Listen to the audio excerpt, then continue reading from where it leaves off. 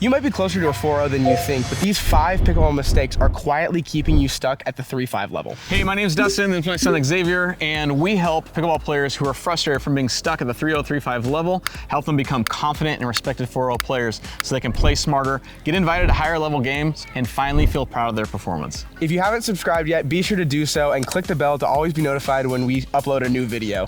And who knows, if you stick around till the end of the video, you might get a bonus mistake. These 5 mistakes are some of the most common that I see at the 3-5 level that are keeping players from getting to 4-0. Luckily, these mistakes are easily correctable, so let's go ahead and jump into the first mistake. All right, the mistake that we see all the time when we're watching 3-0, 3-5 games or we're playing with family members, what is it? It's gonna be hitting out balls. Hitting out balls. You're leaving a lot of points on the table. If you hit balls that would normally go out, you would have got the point, but you keep the ball in play because you're getting so excited. Why do you think people do this? The main reason is because it's really fun to hit the ball, probably. Like it's fun to keep the point going, and they don't really even know. I think too, your gut instinct, if you see a ball up here, you're like, awesome, slam ball. And because your mind is going so fast and you're not used to seeing these balls, you're not used to laying off of these balls, you're like, I gotta attack that. And so you attack a ball that's way up here, it's going out of bounds. So as a general rule, we say shoulder high, let it fly. Now, I know that there's gonna be some people in the comment section below, I dare you.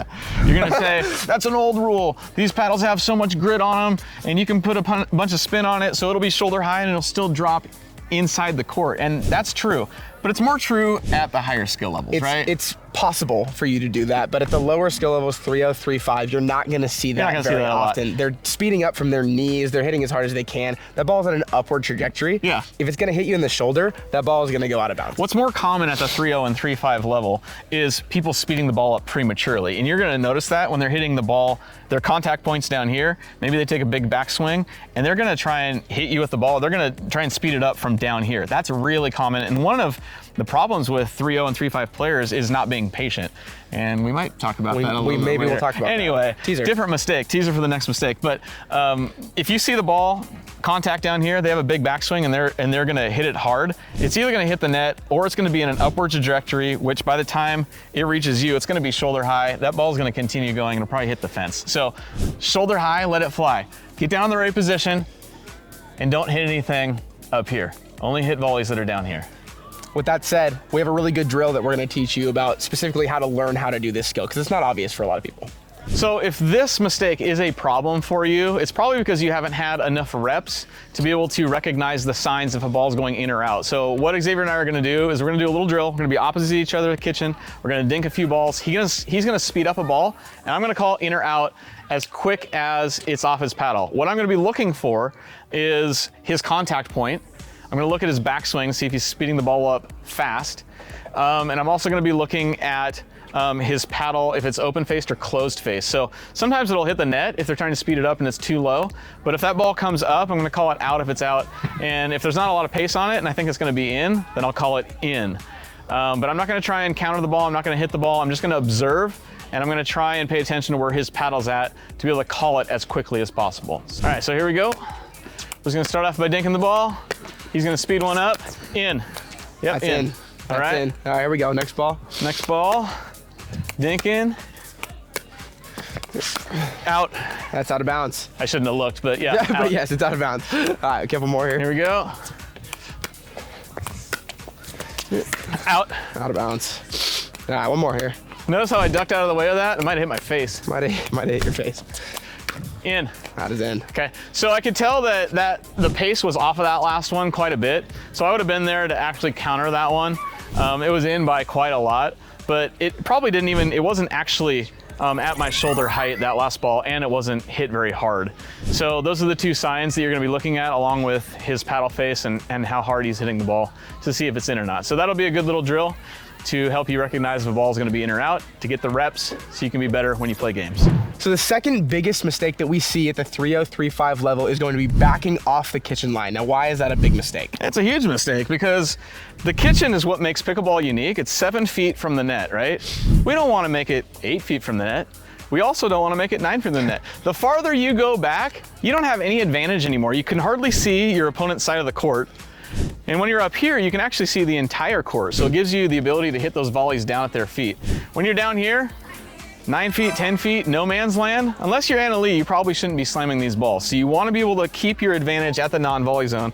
Even when you're standing here at the non-volley zone, you can actually reach out and shorten that kitchen from 7 feet to maybe even 5 feet. Yeah, there you so go. you gotta be here and stand your ground. Stand your ground. And yeah, so one of the most common ways that we see this happen for people backing off the kitchen line is they're gonna be dinking with their opponents. It's a neutral exchange, and their opponents decide to, you know, start hitting deeper, more aggressive dinks, and they take a step off the line, and that leads to you kind of just being lazy and taking that step off, and that cycle kind of continues until before you know it, you're like way back off the kitchen line and you've lost all your advantage in that point. So we're gonna go ahead and show you what not to do and the most common error that we see, and then a good way to avoid that as well. So that's coming up here. So Dad and I are gonna demonstrate what this looks like now. First, I'm gonna show you what's wrong and the bad thing to do, and then I'll show you a good solution to be able to fix this mistake. So first of all, we're just gonna start dinking here, and you'll notice he's gonna hit me a really deep dink. I'm gonna back up, and then I'm gonna stay back. And I'm gonna back up again, and I'm gonna stay back. And now, notice that ball is too high, and I've given up all of my ground at the kitchen line here, and he's able to beat me with all of this open court. So instead of doing that, the way that you can fix this, there's two options that you have. The first option is when we're dinking here, and Dad is hitting me, you know, a deeper dink, I'll just take it out of the air like that. I'm not gonna let it get by me. I'll just keep my paddle out in front of me and take it out of the air. The second option that you have, if, you know, sometimes it happens, they're gonna be hitting a dink, it's gonna be deeper into the kitchen and you can't get your paddle on it. You just don't have the reach to be able to do that. There's a footwork thing that we do often. It's called the pivot step. Now the pivot step is essentially one step off of the kitchen line, keeping your other foot planted and then moving back. So a pivot step would look like this. He hits me a deep dink. I'm gonna take one step off of the kitchen line like this. I'm gonna hit my dink, and then before I do anything else, I reestablish myself back up at the kitchen line. This is so important. You don't want to pivot step and then get lazy and take the step back. That's the mistake. If you take a pivot step, make sure that you're always returning forward back to the kitchen line. So we'll show you kind of what this looks like. Deep dink, that's one pivot step back to the front. One pivot step back to the front. And then you can combine this with taking balls out of the air. Pivot step, taking a ball out of the air. I missed that one, but same idea. And that's the way that you avoid this mistake of backing up off of the kitchen line. Mix in taking the ball out of the air and taking one pivot step and returning back up to the kitchen line. That's you eradicate this mistake in your pickleball game. All right, we kind of spilled the beans on this earlier, but the third mistake is just being impatient. And you know what this is like. This is probably what frustrates you the most as a 3-0 or a 3-5 player. You're speeding the ball up too quickly, and your opponents are speeding the ball up too quickly. You're not waiting for that ball to be attackable. How do you know which ball you should actually attack and which ball you should be patient with? Yeah, so that's a great question. So the way that we determine what balls are attackable and what balls are just neutral balls that you should dink back to your opponents is gonna be basically how high they are on your body. So if you're down here in your ready position, you're squatting, and the ball is above your waist, probably around your belly button height, that is an attackable ball. That's a ball that you can reach out into the kitchen and hit down on into the court. And that's key, is just being able to hit down on it. Yeah. If you can't hit down on it, this is not an attackable ball for you, and you need to hit it soft. The only balls that you're hitting hard, that you're speeding up, are ones that you can hit in a downward motion. Exactly, and anything below your waist, ones that you would have to hit up on the ball to be able to speed that up, that's a neutral ball. You don't want to speed that one up. That would be impatient. Instead, play a neutral dink back to your opponents, wait and be patient for the ball to be attackable so you can hit down on the ball and win that point. Now here's a little extra tip with this. Because you're playing with other 3-0 players, they're not gonna be patient either. And just know that in your head. This is a little tip for what to do against your opponents. Know that they're probably not gonna dink the ball very much, and they're gonna be speeding the ball up prematurely as well. So keep an eye at their contact point and just be up here and ready. You can punch that ball back at their feet. This will give you an advantage and actually accelerate you to a 4-0 skill level faster by using this mistake that they're making, your opponents are making, against them. True, and that also leads to more out balls. Back to the first mistake. Balls are gonna be going out, or you're ready to counter down into their feet. Okay, so this is gonna be an example of a good ready position. Notice how I'm down low like this, my paddle is way out in front of me like this. This screams that I am prepared for you to hit the ball at me, so probably don't hit the ball at me into my strike zone right here. What I don't wanna see happen, and this is gonna be the mistake, is you dropping your paddle down by your waist like this. And there are a couple reasons for this. The first one is, if I'm set up like this, it does not look like I'm prepared for you to hit the ball at me. You could probably do it, and you would probably hit a winner. The second reason is, if I stand tall like this, and my paddle is completely down, I'm completely exposed, I am a gigantic target for you to just kind of aim. Oh, what the heck was that for? You had your paddle down. I was demonstrating what a gigantic target is like. And it was a gigantic target, so yeah, there you go. That's a perfect example of that. If you're standing tall like this, you give them a gigantic target to just hit you and peg you. So if you don't want to get hit with the ball, stand low like this, get your paddle out in front of you, and if they ever try and do that again, counter it right back at them like that. They'll never do it to you again. You'll probably never get hit again because they're so afraid of you. So get in a good ready position. Don't drop your paddle down by your waist. It's bad news for you. So, hey, what do you think about large backswings at the kitchen line? I hate them. I think that they're one of the worst things that you can do. All right, mistake number 5. Well, hold on a minute. We have to talk about it. Oh, so why are they bad? Well, they're bad because they create a couple key problems in your pickleball game. The first one being inconsistency. If you're here and you're trying to dink at the kitchen line and you're taking this gigantic backswing and a gigantic follow through just to be able to dink cross court, you're creating inconsistency. You're gonna sail the ball wide, you're gonna miss it in the net. Nothing is gonna be consistent. Everything becomes harder when you take larger swings. So because the dink is a soft shot all the time, Yep. you don't need to be inconsistent. It should be the same motion every single time, and it doesn't need to be a large backswing. And it's a really simple motion. It's just here to here. Like, it doesn't need to be anything super complicated. Also, when you're dinking, you don't want to telegraph to your opponents, this is a dink, this is a speed up. Yeah. And if you do, big swings like this, it's obvious that you're coming with a speed up. So you want to be able to hit even your speed ups with a short backswing. You want to be able to hide what you're doing, and you want your dinks and your speed ups to look exactly the same, so you don't want to telegraph your shots. Exactly, and that's the main reasons why you don't want to take large swings at the kitchen line. So to correct this mistake, take shorter swings, and if you're gonna speed the ball up, try and make it look exactly like your dinking swing, so that way you're not telegraphing exactly what you're doing to your opponents.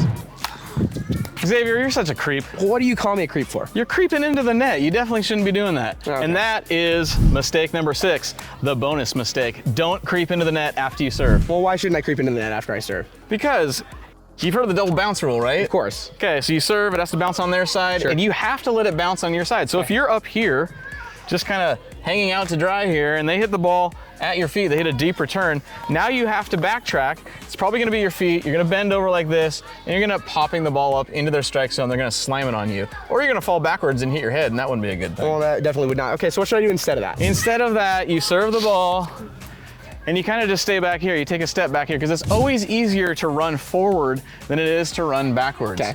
Okay, so if they hit a deep return, you're prepared for that. You take one step back, you hit your drop shot or your drive, and now you can move to the non-volley zone after that. If they hit a shallow ball, even better, because it's so easy to be able to run to the ball when it's shallow, and you're halfway to the kitchen already. You're in a good position for there as well. Okay, I like that, I like that.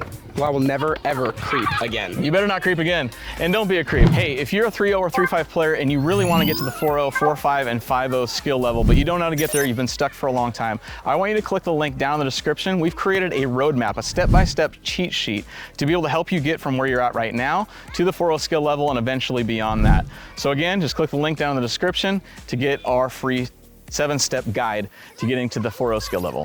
Hey, if these 5 mistakes have pointed out some things that you've done wrong and you want to show your appreciation for this video, go ahead and click the like button, subscribe to our channel for more pickleball training videos.